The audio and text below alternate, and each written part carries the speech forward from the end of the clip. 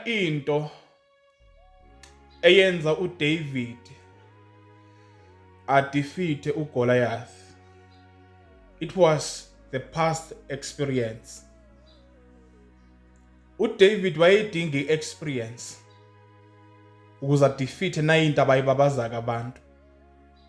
Ukuthi into noma abantu bangayibabaza kangakanani kodwa because when you have past experience kukhona lapho ubuya khona, kukhona izinto obuya kweyinqoba. So nayi abayipresenta kuwe manje bathi inkulu, bathi challenge. Bazama ukuyinanazela ukuthi lena yabulala abantu abayingaki.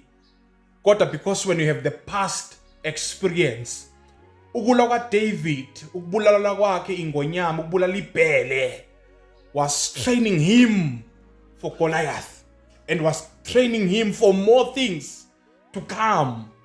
Uyazi kukhona lapho undlula khona kanti awuzwa kanti awuboni lokuthi ukundlula kwakho la ukuthatha amandla ukwakha amandla kusezo okukhulu kusezo Goliath. Akusho nje ubulale ibhele wabulala ingonyama ukuthi sekuphelile kuseza, kodwa ngeke usezwa ke manje ukuthi ke kunzima ngoba phela ibhele lanzima nengonyama yayinzima, kodwa ke manje uGoliath ufikile. Noma ngathi ubabazwa kangakanani.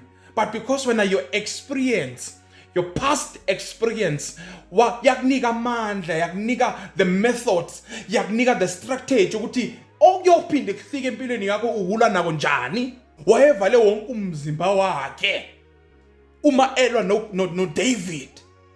Kodwa iexperience uDavid anayo, hayi man, was so glorious ngoba yayimalawa ukuthi no matter lo muntu angaba protected, but because yena ubuya kolwa nesilwane